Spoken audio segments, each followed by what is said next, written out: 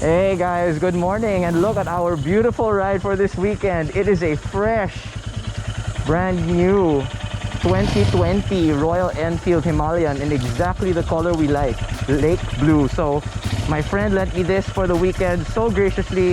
It only has 20 kilometers on it, so we're gonna give it some run, give it some love, and have a really nice adventure.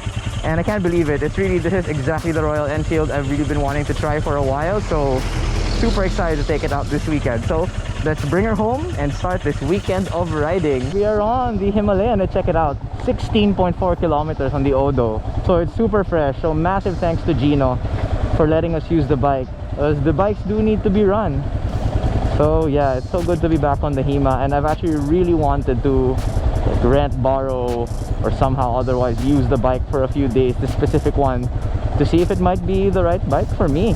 So super excited, because before now we've only used the rental Himalayans, which are great, but I really want to know what a fresh Himalayan feels like, especially the new model that's fuel injected and everything. So can't wait. It's such a gorgeous bike in this blue trim. So yeah, we'll take it home, and I'll catch you guys later for more Royal Enfield action. You'll see very soon. Indian to. Indian, na mukhang British. Okay guys, so we are here at Tiendesitas. We've spent the entire morning taking the Himalayan around, trying to get used to big heavy bikes again from the scooter, and we're here for Royal Enfield test rides at Tiende. We're gonna try out the new Meteor 350. Okay, what do you think of the Meteor? First impressions? So cute! It's so light! Bagay sa'yo, bagay. Baba ng weight niya nasa ilalim. Actually, oo nga, kitang-kita Kasi eh. nasa ilalim lahat ng weight. My future bike. Your future bike. And the Kimco. Oh my God, it's just that. Yeah, oo nga eh, rocker type yung shifter niya eh. Yon. Oh, it's sexy! Oh, that's so sexy!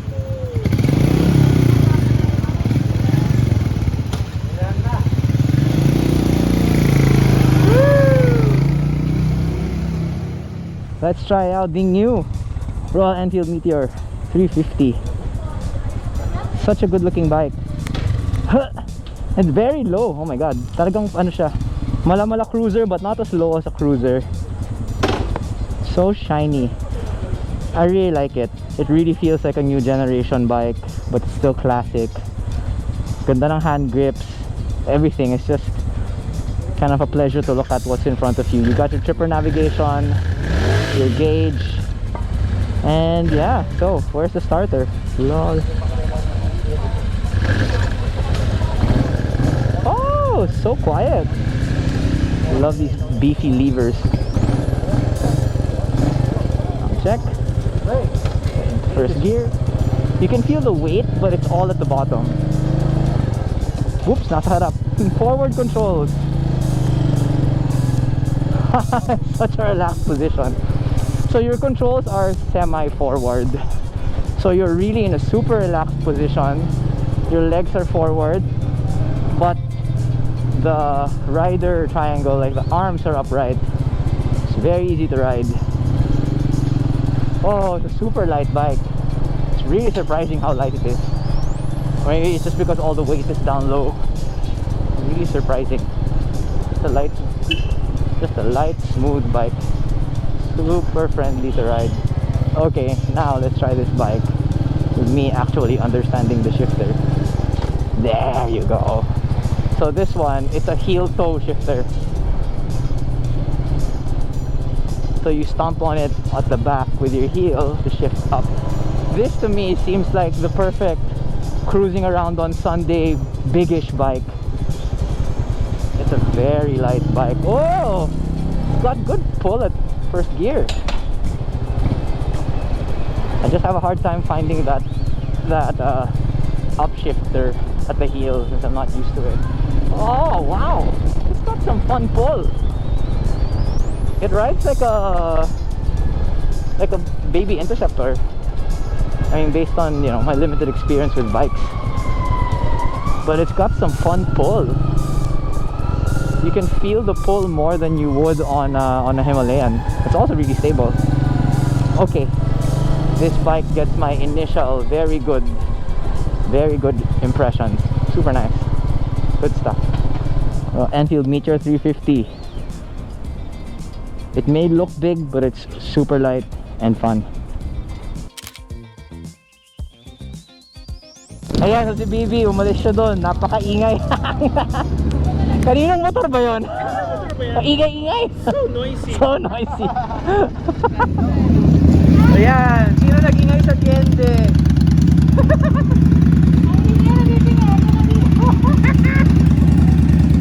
Nag-ingay sa Tiende. Ayan. Ayan, so kamusta pag-iingay natin sa Tiende? Oh my God, ang ingihan talaga niya. Ang ingay lang niya. It's just the only thing. Charot. But it's so pretty. And it's so... Ganun na ba? Ganun lang siya. Ayan, gusto raw ako iangkas ni Bibi sa Interceptor. Siyempre, makakahindi ba tayo? Whee! Whee!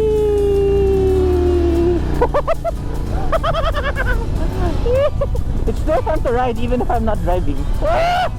Ang ina! Ot! Nang aano ka ba? Walang jo. Nang Dari mo nga ba? That was fun. Even if I'm not the one driving. Oh, Interceptor lang ang malakas. Love this bike. Meteor naman. Okay, now let's try the back ride on the Meteor because it's got the backrest and the low seat height. Siguro mababa top speed pero may hatak eh. Whee! Oh, this is such a good back ride. Having a backrest is a game changer, yo. Feels great. It's such a comfortable bike. It's really I feel like bike na pang daddy na ano na gusto puro chill ride lang. Most comfortable angkas of my life. So, diba? Yeah, it's so behaved. Yeah.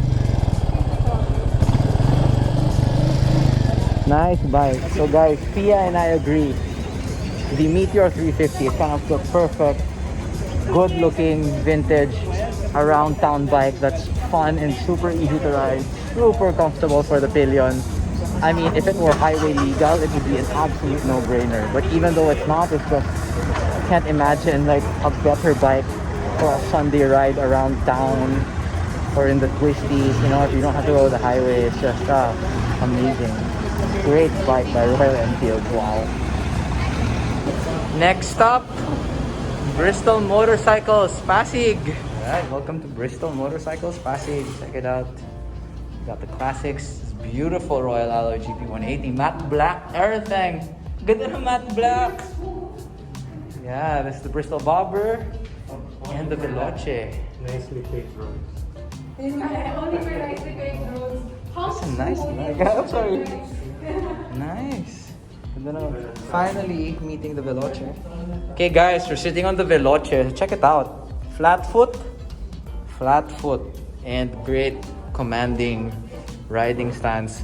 We gotta ride this bike, yo. We will. Only in Pasig. Only in Pasig. Kung hindi sa Pasig, wag na.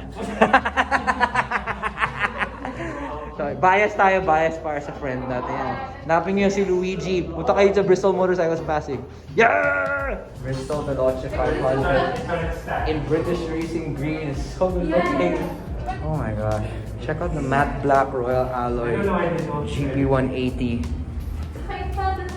So pogi. It's like a Darth Vader bike. Ganda. Guys, you gotta see this matte black in person. Vader. Ganda ng matte black eh. Oh my gosh. Sexy AF. And it's on sale. Oo nga, 165. Sulit for 180. So, Okay, we've got VP on the Venturi 500. This is what we keep seeing. Nakala ko GF. Yeah. It's got with the beak styling. Yeah. you can ride the whole day and then enough yun eh. Yeah, It okay. has more wet space than the Hima. Okay. Kasi ito na yung tao, ito na yung Pelion. Yeah. Kasi sa Hima medyo ganito. Oo. Pero dito kasi ang laki. Oo nga, ang laki ng ano niya. May na yung usog It's space. bigger. Yeah. Yeah, but there's more engine, but yun na lang ang Okay guys, we've got the Bristol Classic 400i Omega. Now, I wanted to show like it's a surprising bike, but we're going to do a full test and review of this, so I'll save that for the next vlog. But for now, I'm going to show you so that we got a teaser of the bike we're going to try on another episode of RideXP. Okay guys, so that's our first day with the Himalayan, but our adventures aren't yet over, but we're gonna close it for this day. So, we'll catch you later.